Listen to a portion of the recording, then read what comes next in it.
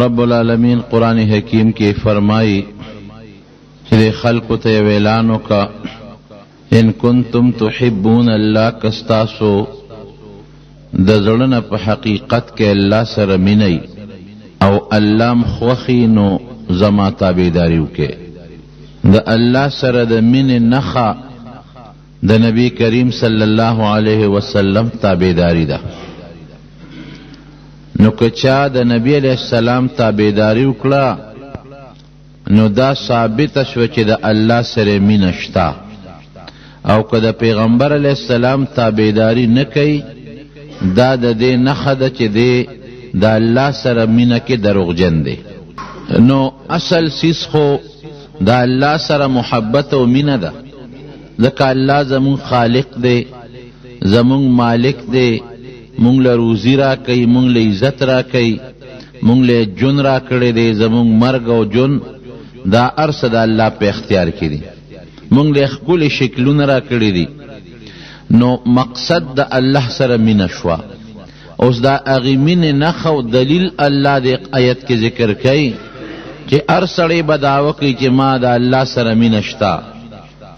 قسم بم خوری لیکن دا غی ظاہری نخبسی نشان بیسی اغد نبی کریم صلی اللہ علیہ وسلم تابیداری دا نو گویا کہ من دلشے دے دا غی پتہ نہ لگی او تابیداری پا اندامونو کیگی دا غی پتہ لگی نو چه کم سڑی پا دی خپلو اندامونو دا پیغمبر علیہ السلام تابیداری اکلا اس منگتا معلوم شو چه دا دی سڑی دا اللہ سر من اشتا او چه سوک دا پیغمبر علیہ السلام تابیدار ندے ور ظاہری نخوا خویم شوا نو دا با دی دروغوی چه دا ما اللہ سر من اشتا دا پیغمبر علیہ السلام لومبی تابیدار سوکو صحابہ کرام چاچے پیغمبر علیہ السلام باندے بذات مخ پا مخ ایمان روڑو او پیغمبر علیہ السلام امن او مسلمان شو دا لومبی تابیداران دا نبی کریم صلی اللہ علیہ وسلم دی او تاسو کا تاریخ اکتا دا صحابو پتہ بدرتو لگی جے تابیداری دیتا ہوئی منگم تابیداریو منگم دعوت تابیدارے کو او دا صحابو جن تو گورو داغی نقشو تو گورا نو معلوم بشی جی تابیداری ستا ہوئی حضرت انس رضی اللہ عنہ فرمائی وی شراب حرام شو شراب حرام شو دا شراب نشہ دا او نشہ پر خودل گران کاری دا ہر سنہ سڑے زان ساتلی شی او دا نشے نزان ساتل گران دی سو چی نسوار چی اگر تا پتہ لگی چی نسوار پر خودل زون گران کار دی الکوی جنگ لمیو لے گو بکم خودی نوی زان نشم ساتلی نشک وڑمی معمولی می یو نشی سڑی تا پلار نصیت کئی مور ورطا نصیت کئی پیسے پہ بندی کی ویٹا کئی شکل تیو گورا دا نشے والا و بیا دا پوڑری شکل سمر بد نماوی لیکن نشاغا نپری دی نو خبر میں دے پورے کولا چھ شرابم نشوا پر خودل گرانو نو اللہ رو پا طریقہ صحابہ کرامو تا دا شرابو دا پر خودو دا نفرت بیان شوروک لاولی و تا یو حکم نازل کا ویچی گوری شراب چی دی او دا سیزونا دا خشے ندے خو دا انسان دا فیدم پکے دا و تاوانم پکے دے ظاہری او فیدم ورکی دا دا حرمت آیت نو چی گنی شراب حرام شو یو اشارہ غندت معلوم شوا چی را خشے ندے نو بعد صحابہ فوراً پر خودل بیاور پس دویم حکم نازل شو لا تقربوا الصلاة وانتم سکارا الکا چی جماعت تزے منزل نو شراب بن شراب حرام دی شراب بنس کے چی کم دا پیغمبر علیہ السلام صحابہ نزدیو اغیوی دا شیخ شین معلومی گی ولی دکا وقتی مخ کے روزو کی دا سے آیت نازل شو چی فیدم پا کی ظاہری لگا گوندشتا و تاوانم پا کی گور دیر دے اتاوان دا فیدے نا زیاد تے او نن دا منزپا وقت کے دا حرمت اعلان راغے زانے تی چورلٹو سات سرد دینا چلا حرام شوینو او چکل بیا مستقل شراب حرام شو حضرت انس فرمائی وی زما دا خاندان خلقو او اغیت باندې ما شراب سکل بوتل میں ورتنی ولی و اغی سکل وی دې کې یو سړي د مدینې منورې په کوڅو کې اعلان وکړ چې خبردار نن نه پس شراب حرام شو. بس وی ما چې هغه چا باندې شراب سکل یو پکې راځه مېرنې پلارو پلندر هغه د ابو طلحه او نور کسانو. وی ما ورته وی چې دغسې سړی خو په کوڅو کې چغې وی شراب حرام شو. وی اقا ګیلاسونه او بوتلې لاس کې به کېښودې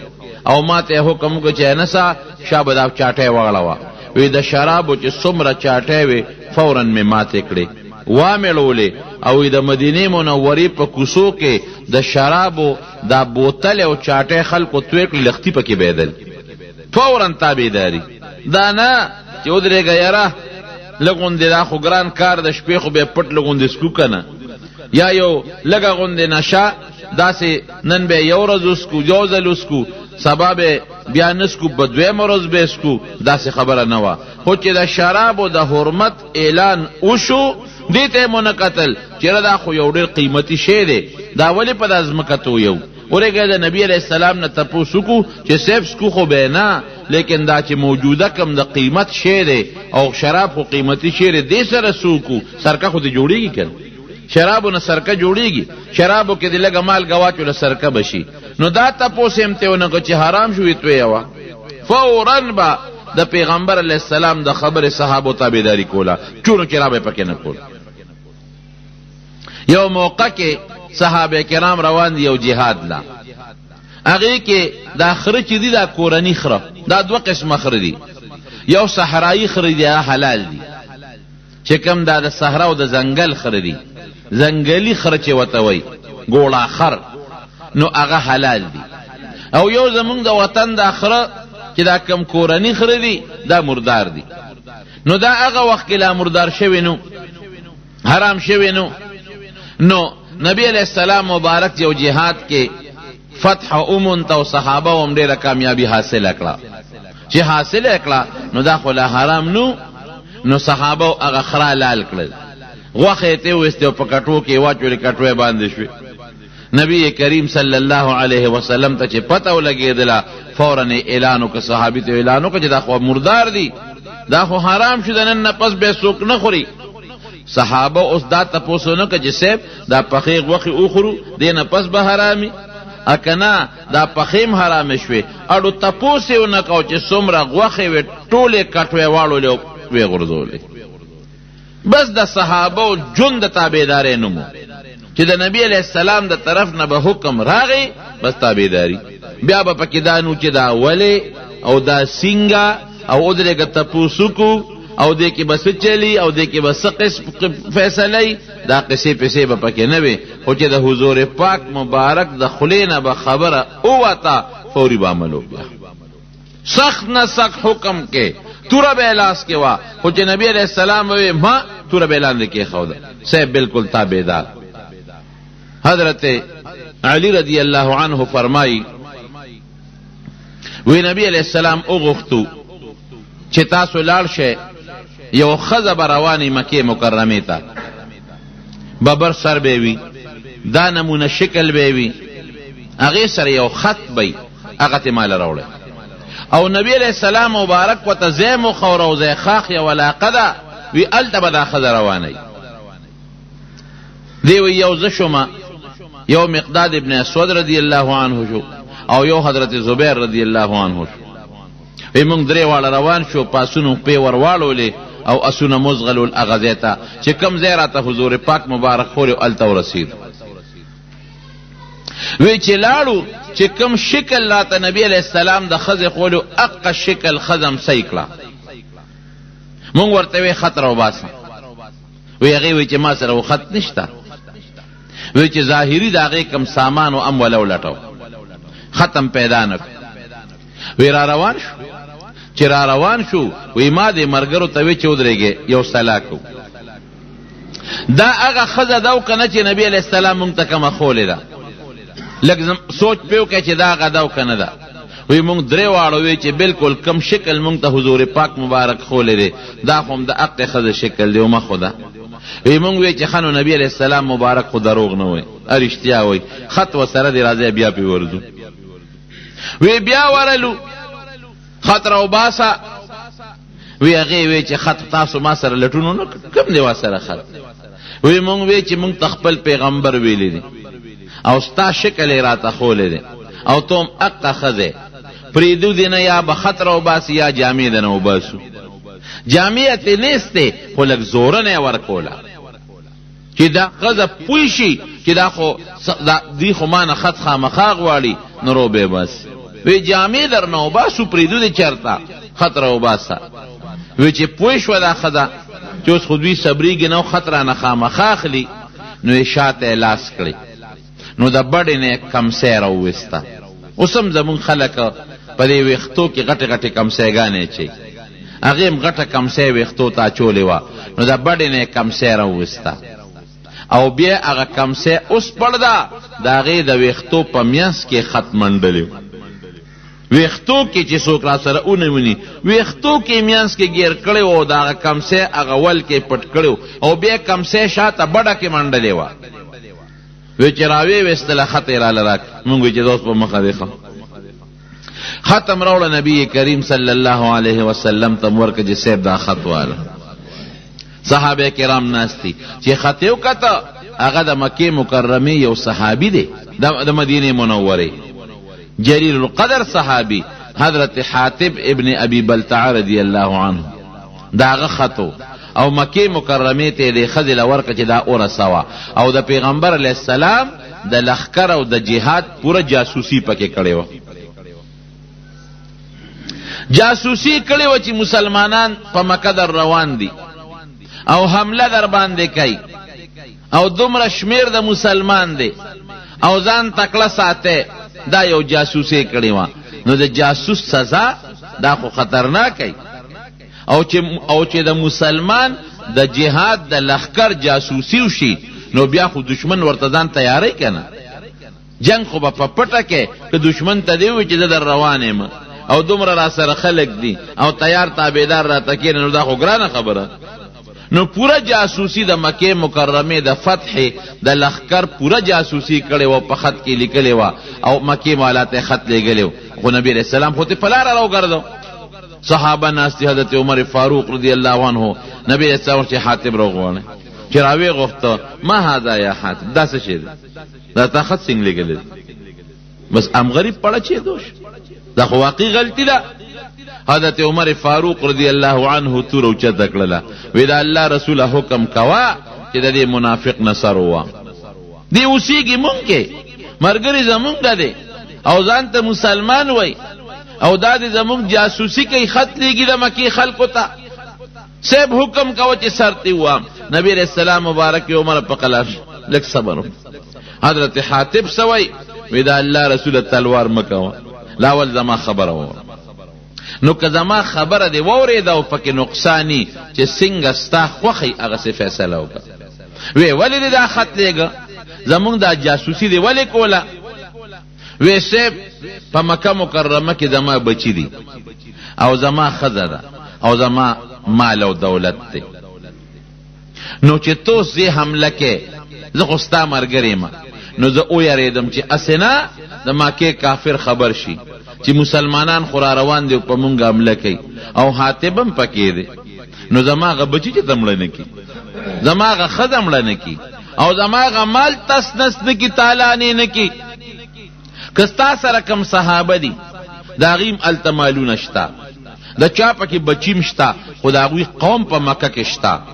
نو ستا د صحابه او قوم دی د هغې قوم د وجې د هغې هغه بچي او مالونه محفوظ دي او زه د بار سړی یم زه د مکې نه یم زما قوم هلته نشته دی د بار راغلی و مکه مکرمه کې اوسېده زما قوم نشته په مکه کې چې زما د بچو حفاظت وکړي زما قوم نشته چې زما د مال او زما د ښځې حفاظت وکړي نو لکه مې دا سوچ راغی چې راشي یو خط به ولیږم اهل مکه او پتا د هغې په نوم باندې نو نور به الله د خپل پیغمبر امداد کوي دا مې یقین دی چې الله بسته امداد کوي او زما به هم په هغې یو احسان ور ووړي هغې به لکې وایي چې حاتب خو جوړ زمونږ ملګری دی ځکه مونږ له خط رالیږي نو په دې وجه به زما هغه بچي او زما هغه ښځه او مالونه په مکه مکرمه کې په امن شي ګوره ښه دلیل یې وی که او یې صاحب وی زما کاره مو شو وی ځکه ښځه به کافرو ته الووی چې حاتب یو خط را کړی ناغي به په ما دا ګمانو کې چې زمونږ ملګری دی زما هغه ښځه او بچي او ارسه په امن او یې صاحب ستا کاره مو شو خط ورونه رسید الله درته وی په دا مینځ کې را واپس شو خط خو تاله واپس راغی حضرت عمر فاروق رضی الله عنه بیا لاس اوچت کو وی دا الله رسول نه پریدم حکم کوا چې دا سر ته خو وګردوم نبی علیہ السلام مبارک سے فرمائی وی عمر دا حاتب بدری نه دی دا بدر مجاهد نه دی بدر کې شرکت نه دی کړي وی ولینا وی خد بدر د مجاهدین متعلق الله اعلان کړی دی چې اعملوا ما شئتم قد غفرت لكم چې سم خوخی کوي ما بخلی نو دی متعلق اعلان شوی دی چې سم خوخی کوي ما بخلی خو چې دا خبر حضرت عمر ووریدا تور حقیقت کلو په جړا شو وی الله ورسول اعلم منتصبت لګي الله او رسول خپويږي دې ته تابعداري یا خو تور او چتای وی پرېده مینا او چې نبی علیہ السلام وی نګوره دا خو بدری دی دې متعلق د بخښنې اعلان شوی دی بیا جاړي او تور حقیقت قسم دې چې د صحابه او جندو ګوره د نوک نواله د سر د وختو پورې تابعداري نه ډکو چې پوټي به د پیغمبر علیہ السلام خبره د خلی مبارک نه وتله فوراً به عمل کېده کور پرېده جی تابعدار وطن پرېده او هجرت او کسب تابعدار زوی دې د کافر د جهاد وسره او کسب تابعدار پلار دې د کافر د خزه د کافر ده کور ته جدا کا بالکل جسه تابعدار او بیا یو وخت وته بل اعلان شو چې د کم مسلمان صحابي په نکاح کې کافر خزه د مکه وېدا نکاح ختم څوک به پریدي خزه او بیا د بچو خزه چې بچیم ته شوی او لوی لوی زلمی زامن هم شوی او به کی څوک داسې د زمانہ کې چرېم ډېر ګران کار دی ډېر انتهایی مشکل کار دی زلمی زامن او لونه بالغان خزه به مشرک او کافر او اعلان راغ لهن حل لكم ولا انتم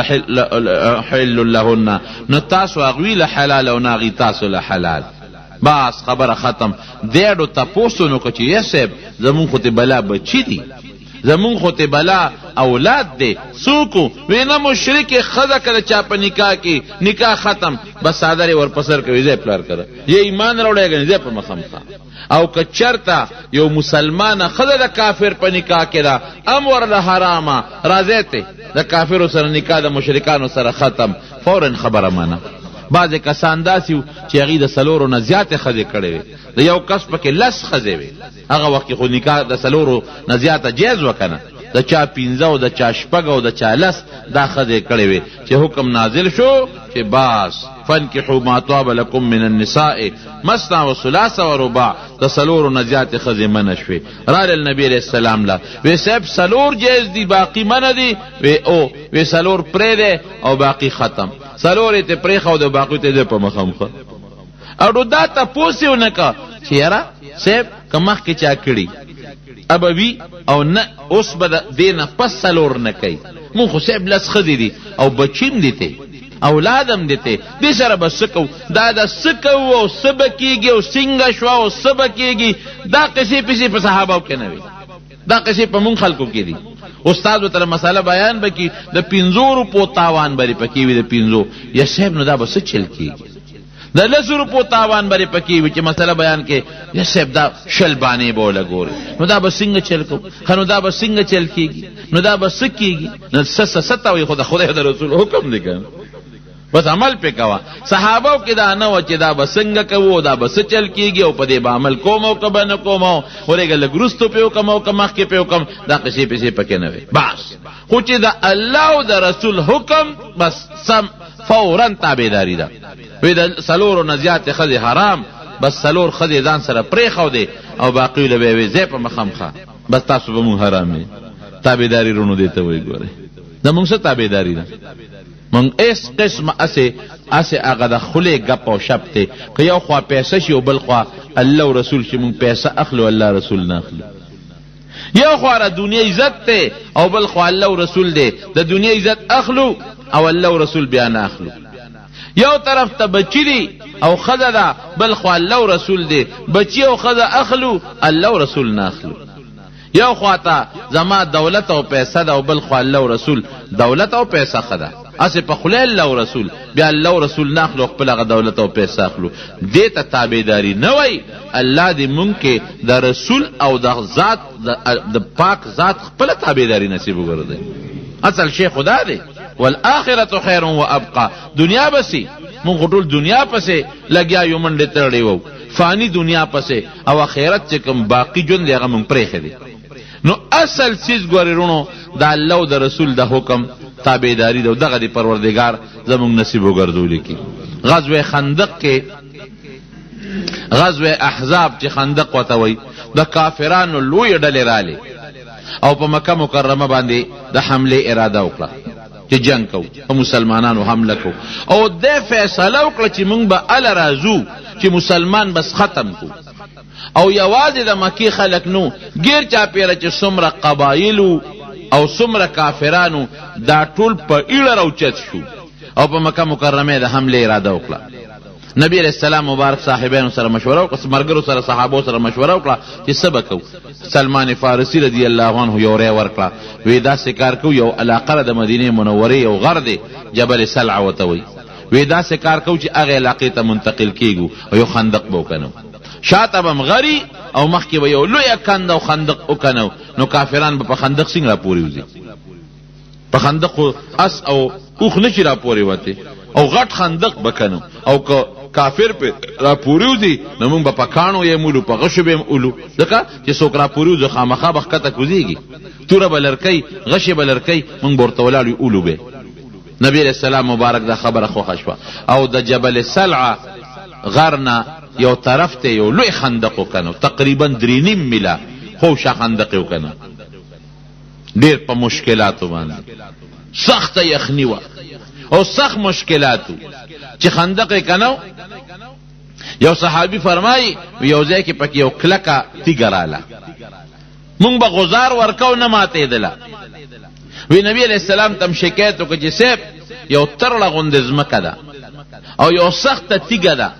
او مونږ په وسو کنه ماتيږي وی صبر وکړه د درځم یخنی ری روا وی حضور پاک مبارک د لوګي د لاسه خي طرف ته او ګس طرف ته دوه کانی تړلې د خېټه باندې د پختو تشو باندې دومره سخت اوګیو او یخنیم ډیره زیاته وا وی ور خندق ته خپل راکو شو او هغه ګرینتری واغشته وی کم د ویدان وی اوچته کړه او الله اکبر ناره ولګوله او چې څنګه هغه ګرینتری واله نو درې مې صدقه تیګه داسې او به د لکه د شګو پشانته وی دوباره بیا گزارو کو وی دوی مې سم ماته شوا وی چې دریم گزارې ورکا وی هغه تیګه داسې شوله کده شګو غوندې نرم او تختې د ختم شوا نبی علیہ السلام مبارک او فرمایل چې الله ماته د فارس د روم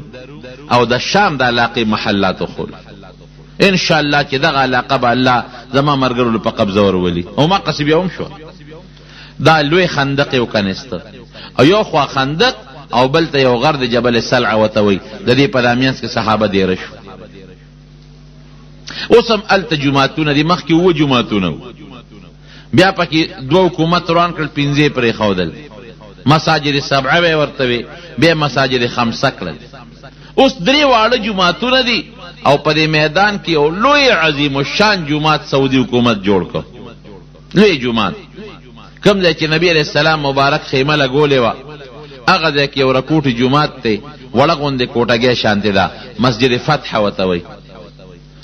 دا چې د اجان صاحبان لاړ شي نو په دې جمعاتونو باندې ګرځي او دوه رکعات نفل پکې کوي نو بهر کې حضرت حذیفه رضی الله عنه فرمای وی یو شپه ډېر سخت باد ولګید زول راغې نو سناشنا زول وی داسې زول راغې چې کان یې لوزول او ساروی تختول او هغه سره چې کم شورو وی دا غ شور د وجه نمون په غوګونو کې ګوتیو منډل چې غوګونم کڼيږي دومره سره شورو او تیار و سره دومره واغ زول سره چې مونږ ځان ته خپل لاس نیونو وی مونږ ته لاس نخ کارید او یخنی و سره ډیره زیاته شو وی مونږ یریدو چې خدای دا بس کېږي نو په دې ظلم یریګو او په مدینه شریفه کې د غر نه پورې غاړه زمون ښځې دي بچي دي په هغې هم یریږو چې خدای چېرته منافقان زمونږ په ښځو په بچو هم لو نه کړي مونږ ټول دلته راجمع یو وی د ما سره یو راکوټې څادر و وی د اوږو نه مې راتاو کړی او د کونډو پورې مې رسېده نه مې کمیس او نه مې پرتوګو حقه څادر مې ځان نه تاو کړی وی چې دا یخني شو او زول شو وی داسې ګړبېدم د دې یخنۍ له لاسه وی کېناستمه نو هغه څادر مې دې ګیټو ته ورسېده خو بیا به رانه څادر کله یو خوا هوا وړي کله رانه بل خوا وړي توره شپه ده ماسخوتن دی او تیزه هوا ده او یخنی ده پکې وی دی کې چې مې وکتل نبی کریم صلی الله علیه وسلم مې خوا کې ودرېد وی لکه څوک یې مې صاحب حذیفه یم وی حذیفه یو کار وکړه مې چې حکم کوه صاحب وی لاړ شه د دې خندق نه پورې او د کافرو په علاقه چکر ولګوه او د هغوی خبر را لرو چې د هغوی څه حال دی څومره ګرانه خبره ده اوس دا آسان کار دی که ګران کار دی چې د خندق نه به پورې وځې او د لسو زرو کافرو منځ ته به ورځې هغوی به د جمدي پرېږدي چې در باندې پوه شي نو هلته به ورپې وریوځې او د هغوی حالت به معلومې د دشمن علاقې ته او یخنی ده او زول دی او تیاره ده او دومره مې یخني کېږي چې پاسېدی نه شم وی چې دی راته ووې لکه مې چې خدای دا به څه کېږي خو د پیغمبر علیه السلام حکم و اړو غږ مې ونه کړ وی نه پاسېدم څادر خو لنډې و د کونډو پورې مې راورسېد لاندې مې خپې یخ باد وی او شور دی په دې زیل کې زول کې وی چې روان شوم نو نبی علیه السلام را یو دعا وکړه وی چې اللهم احفظه من بین یدیه ومن خلفه وعن يمينه وشماله وفوقه وتحته یا خدایا د دې حذیفه حفاظت وکړي او ناشنا طریقه خدای د مخ کې نه او د وروستو نه د ښي نه او د ګس طرف نه د بره نه او د لاندې نه د ټولو طرفونو نه د حفاظت وکړي وی چې دا ټکې د خولې نه وویسته وی ما وی چې ګنې په نور کې روان یم یخني ختمه شوه ما وی چې په تود نور کې روان یم داسې یخني ختمه شوه دا غزول هغه اواز هغه بنګارم ختم شام نه اورمه او لمې مطمئن شو خوشحاله شم وی ما ته وی چې حذیفه ته خو ورځې خو ګورې بل څه حرکت به نه کې صرف د هغوی معلومات وکړه راځه خندق کې کوز شوم او بیا ته بل طرف ته ختم هلته ورغلم وی زه خو مطمئن شم وی چې هلته اوس ورغلم وی هلته اوس لوی غوبل دی د کافرانو خیمې د هوا په مخه کړي د چا خیمه یو خوا تختی او د چا خیمه بل خوا تختی ساروی ولا یو خوا بل خوا غورځي د چا اوخ هلته پروت دی او د چا اوخ هلته پروت دی او هغوی اورونه بل کړي د هغې یخنۍ د وجې نه او هغه اور ته ناستو ځانونه یې پې ګرمول سخت یخني وه وایي چې باد پرې راغی دا اور یې وله خور کړ یو سکاره ده یو خیمې ته ده او بل سکاره ده بلې خیمې ته ده او د دې غر نه کاڼي راځي او د پسرونو د پاسې پرېوځي او دا کافران ټول چغې چې ځای چې واپس ځو ځای چې واپس ځو ځای چې واپس ځو وی دا اواز اورم وی دې کې مې د کافرانو مشر سردار ولید ابو سفیان رضی الله عنه هغه وکیل کافر وروسته بیا مسلمان شوی دی وی چې مې ولیده وی مې چې راشه موقع ده غشې مې راوویسته چې بس په دې غشي اولم چې بس مړی کما خو بیا د پیغمبر علیه السلام خبره را یاده شوه چې بل څه حرکت به ګورې نه کې وی غشي مې واپس په هغه بټوه کې دن نه کو وی په دې کې ابو سفیان په ما پیښ شو وی مرګرو ته आवाज وکړ چې هلکه څوک جاسوس دی جاسوس دی او چې څوک خپل مرګري به یو بل سره لاسونه ونیسي د جاسوس پته پکې ولګي لا یو بل سره لاسونه نیسي خپل مرګري جاسوس پته پکې ولګي وی تیاره وه وی ما زر د یو بل کافر لاس کلک راونیو هسې بلا بل کافر لاس راونیو وی ما ته وی څوک یې ما چې ته ما نه پېژنې څو سترګې مې پرې راوویستې وی ښه خپل یو خپله بس وی غلی شوم وی چې غلی شوم وی دا چل خو مې وکړ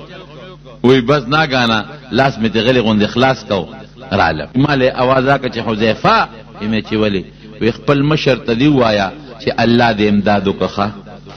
اس فکر چې ونه الله دې امداد وکړه وی په خندق واپس را پورې وته رالم نبی کریم صلی الله علیه وسلم ته مې الوي چې صاحب دقه چل دې کافر خو تختی خیمه ته و تختولې د غرون په کانی وریږي او خانه هلاک شو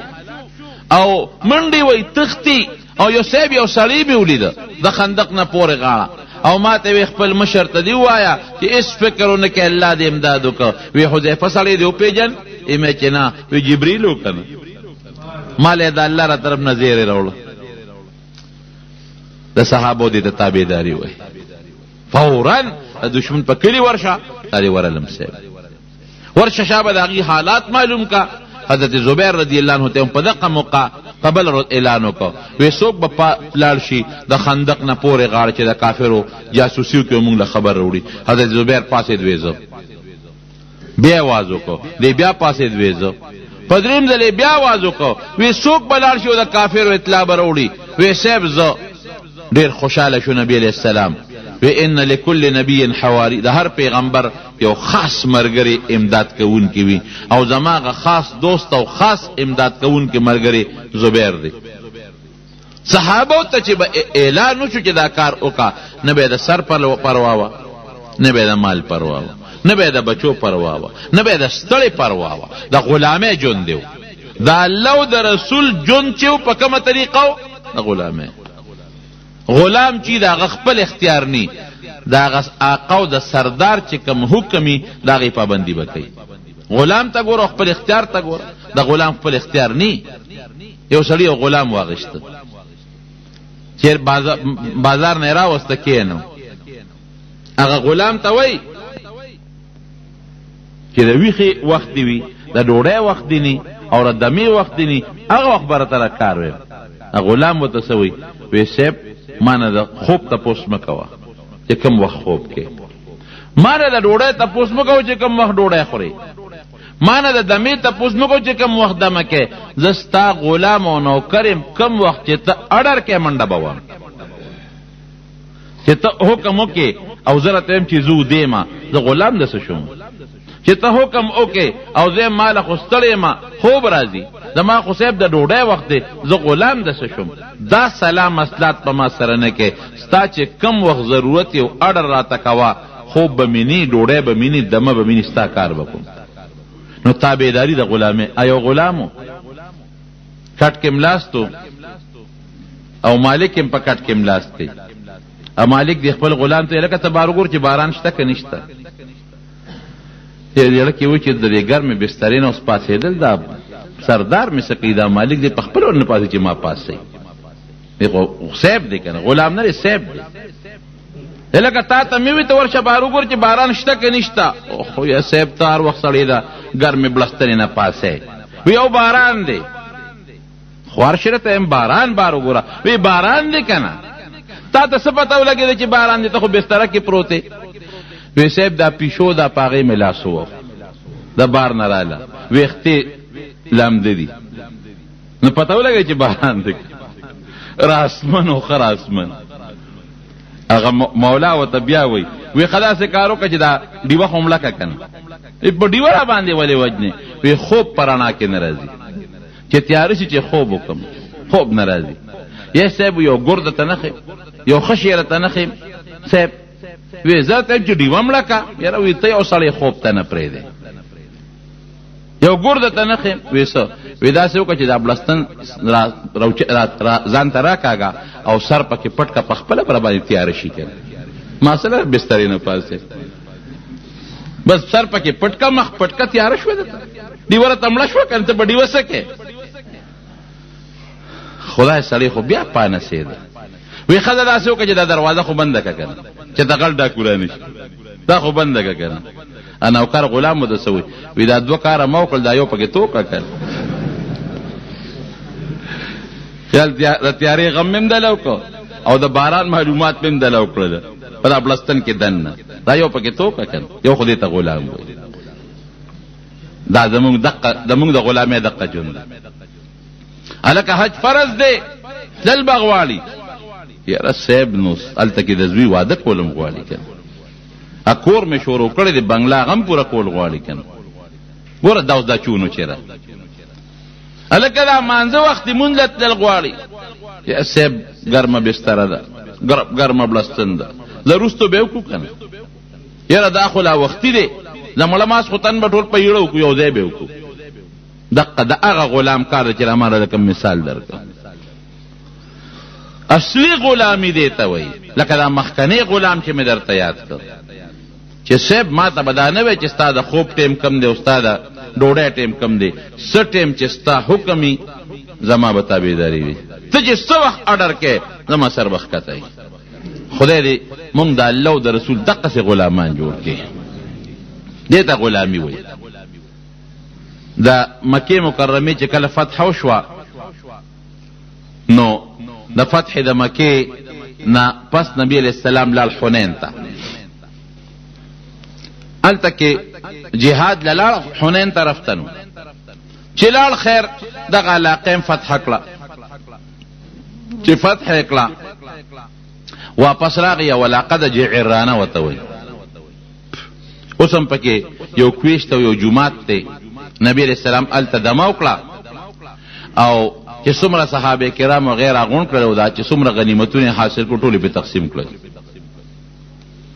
د کافرو نه ښځې او بچي او مریان او وینځې او ګډې او چیلې او خان نغد مال د دنیا سامان راوړل. دې کې دا یو پراپیګنډا وشو چې یاره دغه د حنین د علاقې چې کم کافر دی هغه مسلمانېږي. نبی علیہ السلام 14 ورځې انتظار ورته وکړ. یاره که دوی مسلمانان شو او دی راغلل د خپل مالونه به واپس ورکړو. خو رانلل. چې رانلل نو پیغمبر علیہ السلام چې هغه کم مالونه وغیرو په صحابو تقسیم کړل. چې تقسیم یې کړل د دې نه پس هغې راځي. چې رانل کېناستل نبی علیہ السلام دوی صاحب مونږ خو توبه ویستو مسلمانان شو. وی تاسو ته خو ما 14 ورځې انتظار وکړ او تاسو رانلې. اوس خو ما دا مالونه هم تقسیم کړل او هغه ستاسو ښځې او بچي چې غنیمت ته هم په صحابو تقسیم کړی دي، اوس به څه کوو؟ وی صاحب مونږ خو مسلمانان یو. وی ښه داسې وکړئ یو شی خوښ کړئ، یا دا ښځې او بچي خوښ کړئ چې دله واپس کړو او یا دا مالونه خوښ کړئ چې درته واپس کړم. هغې وی مال دې در سره خو دا مونږ له خپلې ښځې او بچي راکړې. اوس خو پیغمبر هم تقسیم کړي، هغه د صحابو غنیمت و. نو صحابه یې راغونډ کړل. چې راغونډ یې کړل نو نبی علیہ السلام مبارک ورته پاسېد. وی ستاسو دا رونه چې دي که نه پوره مخکې خو دشمنانو خو چې اسلام یې راوړه بیا ورته رونه وایي. وی ستاسو دا رونه دا رالل او توبې ویستو مسلمانان شو. او زما دا خوښه ده چې د دوی کم غنیمت کې مونږ ښځې او بچي راوستي دا ورته واپس کوو. نو که څوک یې دړه په خوشحالۍ واپس کوي هم راته ووایه، او که څوک یې دړه په خوشحالۍ نه واپس کوي نو زه به ورسره دا وعده وکړم چې زه به د هغې بدل دوی له وروسته په بل جهاد کې ورکړم، خو هغې دې مې ورته واپس کړي. ګوره ګران کار دی که نه، بلا ښځې او بچي او صحابه مالکان اوسه د هغې غنیمت و صحابه اعلان وکړ. وی صاحب دړنه یې ورته واپس کوو، مونږ ورته بلکل پې خوشحاله یو او دړنه یې واپس کوو. بیا نبی علیہ السلام او فرمایل یاره وی ممکن ده چې زما د مخ ښکاره تاسو حیا کوئ او دا خبره کوئ. زه لاړ شئ خپلو خیمو ته او خپلو مشرانو سره صلاح و مصلحت وکړئ. ستاسو مشران به راشي ما ته به ووایي. مشران سره صلاح وکړه، مشران یې رالل او نبی علیہ السلام ته ووی وی صاحب زمونږ چې څومره کشران دي ټول په دې خوشحاله دي چې څه ستا فیصله ده مونږ ته منظور ده، ورکه دا غنیمتونه واپس. نو پیغمبر علیہ السلام هغه غنیمتونه واپس کړل. اوس په دغه موقع کې نبی علیہ السلام سمال حاصل کړو نو هغه تقسیمو.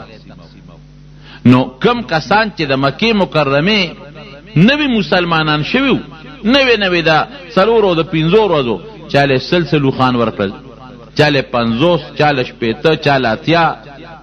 نو د مدینه منورې چې کوم انصارو هغې پې خفه شو. او یو خبره پکې داسې د نوجوانانو وکړه، وی عجیبه خبره دا ده چې نبی علیہ السلام د مکې خلکو له سلسلو خان ورکوي او مونږ ورسره جهادونه وکړل او زمونږ تورې د دې په وینو لمدې دي او مونږ ټول عمر په جهاد کې لګیا یو، منځونه او دسونه مونږ له یو وخت نه راکوي او دې له سلسلو خان او اتیا یو کس نه ورکوي او پرون مسلمانان شوي دي. چې نبی علیہ السلام ته دا خبر راورسېده نو انصار یې ټول راغونډ کړل. وی لکه صرف انصار را جمع شي په یو تنبو کې، بل څوک به ورسره ني. نو چې راغونډ یې کړل نبی علیہ السلام ورته ودرېد. وی ستاسو نه څه خبره ما ته را رسېدلې ده؟ څه مو ویلي دي؟ چې مشرانو هغې وی صاحب موږ مشرانو څه نه دي ویلې او د هلکانو وینا کړې ده څه یې ویلې دي وی دې وی چې موږ له څه نه راکوي غنیمت او د مکې هغې خلکو له ورکوي چې 2-3 ورځو مسلمانان دي د 5 ورځو مسلمانان دي او زمونږ توریوس هم د دې په وینو لمدې دي نو دې له ورکوي موږ له نه راکوي حضور پاک مبارک ورته فرمایل وی او تاسو نه در کوم دې له ورکوم ځکه دا نوي مسلمانان شو ړکې له اسلام مضبوط نه دی دا مال ورکوم چې د مال د وجې نه د اسلام سره مینه پیدا شي او ړکې د اسلام کلک شي دې وجې مې دې له ورکړل او ای د مدینې انصارو سمو خوښه ده مالم خوښ دی که زم خوښ یم عجیبه خبره ده اوس مالونه هم خوښ دي که زم خوښ یم وی دا خلک به ځان سره ګډې چیلې اوښان کورونو ته بوځي او د مدینې انصارو تاسو به ځان سره رسول الله خپل کور ته بوځئ ګډې چیلې اوښان هم خوښ دي که د الله رسول هم خوښ دی وی د الله رسول هم خوښ دی نه م ګډه چیلې پکار ده نه موږ پکار دی توبه څه چې تا فیصله کړې ده د الله رسول موږ ته منظور خبره ختم شو نه پکې الزام شته او نه پکې بل څه شته او نه پکې بل څه شته قسم دی چې د صحابو زندګۍ ته ګورم او د هغې ژوند ته ګورم بس خو چې د حضور پاک د خولې مبارکې نه خبره وځي نوم یې تابعداري ده بس اسم پکې نشته عقل پکې نه چلی عقل مونږ خو پکې عقل چلی ما نه کله یو سړی تپوس وکړي په ټلیفون اکثر بعضې ملګري تپوس وکړي مخکې یو سړي تپوس وکړو یاره صاحب دا 4 رکعاته کې دا 2 ډکه او دا 2 تش ولي دي دې 4 رکعاتو کې دا لومبي 2 ډکه او دا وروستي پکې تش ولي دي ما یې دا سپېمې چې ستا د دې خولې نه پورته او سترګو نه لاندې دي مې دا په سینه کې ولي نه دي دا راته ووایه پوزه خو ستا د سترګو لاندې د خولې د پاسه را دا یې دې سینه کې ولې نه پیدا او مې دا الله یو لاس ته ښي طرف ته او بل ګس طرف ته مې یو شاته او یو مخکې وې ښه به نه په شا به د ځان یو شان پاکه او په مخکې به ځان بل شان پاکه وی د خدای خوښه وه نو مې دغه سپېره د خدای خوښه وه که نه څوک به یو تپوس کوي دا نه وایي چې 4 رکعاته مونځ دی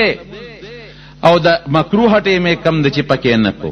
او صحیح ټیمې کم دی چې کم ځای کې وکړم نه دا 2 ډک وی ته به تش ولي هلکه خو مې د ماښام دا 3 ولي بیا به وایي چې دا 3 ولي شو دا 4 ولي نه افغاني صاحب د الله په قبر انوار نازل کی هغه وی یو ځل وی ګاډي ته ختم ریل ګاډي ته وی او سړی پتلونه چولې او مال راغی وی ما ته وی چې مولوي صاحب یو تپوس ته نه کو مې چې وایه وی چې دا الله 15 منځونه فرض کولو نو شپږ او اووه ولې نه فرض کول یا 4 او 3 ولې نه فرض کول دا 15 کې څه چل وی ما ورته وی چې کم خوازې وی او ټیشن یاد کړ چې پلان کې ځای پورې ځم وی مې چې 100 روپۍ دی ورکړې وی چې 15 روپۍ وی مې چې زیاتې دی وای نه ورکول او کمې دی وای نه ورکول وی سړی پوه شو وی چې بس پوه شم وی مې تو دې کې پورا دې پیو ما وی نه جی بس لالم سلام علیکم وی ما وی چې د دنیا یو انسان خو په دې پوهیږي چې د دې مزل 15 روپۍ ریټ دی نه زیات دی او نه کم دی نو د ځمکې اسمانونو حکیم ذات په دې نه پوهیږي چې د انسان له 15 منځونه پکار دي نه زیات او نه کم ته خو خپل اندازه لګې که نه چې جومات جوړوم کوټه دونه پلنه او دونه اوږده دې نه به زیات هم نه او کمه به هم نه دونه به چت اوچت یې له دې نه کم به نه له دې نه به زیات هم نه دا چت خو زیات هم جوړېدي شي او کم هم جوړېدي شي خو ستا خپل یو اندازه یا کمیس جوړی او دا به په دې اندازه جوړوم د دې نه به نه پلنې او نه به تنګي او نه به اوږدې او نه به لنډې وي نو چې ته په خپل عقل دا کارونه کوې نو د الله به په خپل علم او د خپلې پوهې مطابق فیصلې نه کوي یو زمیندار لګیا دی که پخوا چې به یې د الوچو دا باغونه کرل نو هغې به څه چل کو چې کال به د بوټي پوره شو نو ټینچي به یې راواغېشته نو اختراشي به یې کوله په دا میانځ کې به یې کټ کړل کټ کول به یې که نه اوس هم کټ کوي بالکل به په دا میانځ کې کټ کړل اوس یو سړی به یې کاکا نو بوټي دې په دا میانځ دی ولا و څانګې ته کټ کړه چې دا نیغ وخېږي باغوان وي کېنه بېوقوفه ته په دې څه پوهېږي دا چې څونه په دا میانځ کې کټ کم دا به هغومره ګور شي څانګې به هغومره زیات وي چې کال به بیا کټ کومه بیا به ګور شي میوه به ډېره وکړي او که خاختراتي شي کوم په دا میانځ کې نه کټ کوم نو لوړه شوه به ترې جوړه چې 15 الوچې به هم پکې نه زه خو په دې پوهېږم، زری ماهر خو په دې پوهېږي، ته خو په دې پوهېږي چې جوار به کله کرې او غنم به کله کرې، نو الله به په دې نه پوهېږي چې دا منځونه څو پکار دي او د یو منځ څو رکاته پکار دي او قرت پکې څنګه پکار دی، سجدې څومره پکار دی او قومې څومره پکار دي. الله په خپل کار ښه پوهېږي. رونو عقل برباد کړو. شیخ الهند صاحب رحمت الله علیه د ماښام مونځ کو یو ځای کې، مولانا محمود الحسن شیخ الهند رحمه الله چې ماښام مونځ کو انسان دی د قرات جهر ته ير شو، نو پټي شروع کړ ير شو ته چې دا ماښام مونځ نو د شاتن یو سړی یو امی سړی د باندې سی غولاړو وی استاد الحمدلله پکې پرې خاو دا आवाज یې ورک وکړو چې سبحان الله ویلې الحمدلله یا الحمد ویلې نو आवाज یې ورک وی استاد الحمدلله پکې پرې خاو دا نو د الحمدلله رب العالمین قرات شروع کړ چې مونږ اخلاص کړ. نو شیخ الهند صاحب आवाज وکړ وی هغه مال आवाज چا راکړ ا باندې پاسې ده وی ما درک وی مونږ بیا کوم مونږ نه دی شوی ته کله مونږ نه شو چې دا په مانځ کې خبره وکړي مونږ بیا کوم مونږ نه دی شوی ا باندې سي خلق وې دته وګوره وی مونږ ولا ما صحیح کو مونږ ولا ما خو مونږ ولا ما صحیح کو دا دوه شو دا ما نه شو عجیب خبره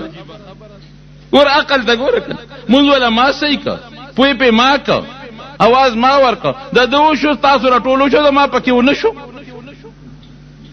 هغه خپل عقل نه کړو نو دا اوس عقل شو زمونږ د عقل لیکن الکه تا چې هغه تا مونږ صحیح کو نو سبحان الله بده ویل الحمد ستابم صحیح شو دا غمم شو نو تاسو پکې کاکا خبره وکړي چې خبره دې پکې وکړو استاد کو نه شو کنه. میراث مسالو کې یو ځلمان یو څه ډېره موده مخکې د میراث یو مسله تاسو نو موته د دې وارث دای سکیږي او د دې وارث دای سکیږي د وارث دا کیږي اما تاسو یاره وی زما د عقل خو چې دا داوي او دا داوي زما عقل غوسه خوراله غوسه او بس قابو مې ومندل استا په دې مازغو کې خصوصي پرتی دي سوټي په اثر کې استاقل د الله د علم مطابق تاسو عقل دي الله چې څه فیصله کړی دا بس امانه زما بس عقل او سبب علمي دغه دیوال ته چې ګورم دارا تخکاری او دیوال نه پورې غړماته سم نخکاری چې کوم شیخ کاری پاغه پویما ا چې کوم شیخ کاری پاغه نه پویګم ا چې کوم خکاری هغه کله غټ سنډا سړی و ما ته خرق کاری دغه زموږ عقل الکه وی هغه دی یو ځل دغه تولړو میاشتم قتل چې میاشتم قتل یو سړی هغه ما صحیح کړ راشه کوي مولوی سه ما صحیح کړ مې کوم ته اوس ګورم بلم ګوري مونږ ته نخکاری وای ما صحیح کړ مې کوم دا وای مخامخ دا توت نه دی وای ردی توت ته پاسه ده چې ما وته قدر مې خدای بیا توت نه بیره ده دلته مخامخ بیره نه پیژنې او هغه ګډ کې میاش پیژنې غلی غوند روان شو زمون خدای عقل دی دغه پوهه خرته انسان وای انسان ته خر وای د سور او د شین رنگ په میانس کې مونږ فرق نشو کول او په خدای اعتراض کو په الله مونږ اعتراض کو چې الله دا دی ولې دا شکل او دا دی ولې دا شکل دا ولې لفظ خطرناک لفظ دی خدای الله دا کار داسې ولې وکړ الله دا شي ګوره د نبی رسول الله نه تاسو کېږي يسالونک عن الاهله دا الله پیغمبر دا سوال نه کو چې دا میاش دا وړه کېږي او غټه کېږي ولې نو جواب یې وسره او هغه جواب د دې څه مطلب چې وړه کېږي دا الله دا وړه کېدل او غټه کېدل دی لکه چې ستا وختونه به برابرې چې میاش وړه ده د یوې شپې شوه چې غټه شوه د دوه شوه چې د هغې نه غټه شوه د درې شوه چې پوره غونډه شوه د څوارلسمې شوه ته خپل غرض تپوس کو دا چې دا ولې کېږي هر څنګه چې کېږي هغه الله ته پته نه څه مقصد له کېږي په هغه مقصد یې ځان پوهېږه دا مو چې دا وړه کېږي ولې او غټه کېږي ولې نه څه مقصد له کېږي په مقصد یې ځان پوهېږه نو زمونږ خلک عقل نه بکا زما د عقل خدا وي ستا عقل څه شی دی زما د عقل خو جدا وي او دا داسې ولې دی او دا داسې ولې دی دا داسې ولې شو دا پلان کې شي مردار ولې دی دا پلان کې شي حلال ولې دی مې ولې خربه ملال وسه خر ته خو چې مونږ اسیم ګورونه پرت راځي پیشو به ملال وسه خو چې کم سیز د انسان د پاره خنه دی فطرتن او طبعا الله ته معلوم دی چې د انسان خیر نشته غیر الله حرام کړی دی او چې کم شي د انسان د فائدې شي د فطرتن الله درته هغه حلال کړي. عقل به نه چلې. حضرت ابوبکر صدیق رضی الله عنه چې کله حضور پاک مبارک د معراج نه راغی نو ابو جهل الوی چې زه خو بېګا تللی وم بیت المقدس ته او د بیت المقدس نه بیا لاړم اسمانونو ته نو لویه غوغا پراپیګنډه جوړه شوه. او ته څنګه په دې لږ ساعت کې بیت المقدس ته شام ته هم لاړې او بیا اسمانونو ته هم لاړې او جنتونه دې مو لیدل او دوزخونه دې مو لیدل دا څنګه؟ حضرت ابوبکر سره ابو جهل میلو شو. ابو بکر راشه کنه اشنا خو دې بل سوی. ابو بکر صدیق لا نه دی خبر وی سوی مړه ته وګو اوره کنه وای سوی وی چې زه بیت المقدس ته تلم بیګا راغلم. ابو جهل دا خو ولا خبر ده که اسمان یادی بیا منم ته خو لا بیت المقدس خو هغه نږدې ځای دی که اسمان یادی چې اسمان ته تلم او بیا راغلم بیا منم. بس ما په ایمان راوړی دی او ما ته دا معلومه ده چې د الله ورسره امداد شته او دا راته پته ده چې الله ولا فرشتې را لیږي او د خیر او د شر خبرونه ولا را لیږي او الله سره نسبت دی. بس زما په ایمان دی چې سوی دی منم. زما رونو قرآن حکیم کې الله فرمایي قل ان کنتم تحبون الله فاتبعوني. کدام دعوی چې زمونږ الله سره مینه ده زمونږ د ټولو خو الله سره مینه شته که نه الحمدلله نو فاتبعوني وی زما تابعداري وکړي. قرآن حکیم کې الله نبی ته فرمایي قل ورته وایه چې زما تابعداري وکړي. نو چې تاسو د پیغمبر علیه السلام تابعداري وکړئ یحببکم الله بیا به دا نه وایي چې د الله سره مې مینه ده بیا به د الله تا سره مینه پیدا شي. ویغفر لکم ذنوبکم الله به درته خپل ګناهونه وبخي. الله بخونکی مهربانه دی. نو اصل څیز رونو د الله او د رسول تابعداري ده. بس که خوشحاله هم به تابعداري کوي که خفګانی هم به تابعداري کوي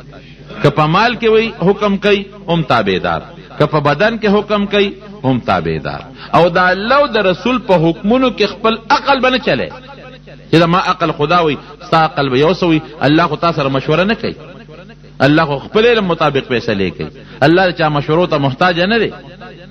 پیغمبرانو سره مشورې نه کوي نو بل چا سره به څه مشورې وکړي. بعض ځای کې یو حجت قایمولو دپاره فرشتو سره یو مشوره وکړي لیکن مشورې ته محتاج نه دی. په علم او په پوهه کې الله بل چا ته محتاج نه دی. نو د الله په کارونو کې عقل به نه چلو بل سوچ به نه چلو. سوچ د الله او د رسول وینا ده او څه حکم دی د هغې مطابق به مونږ ژوند تېرو. الله یې زمونږ د الله او د رسول تابعداري نصیب وګرځوي.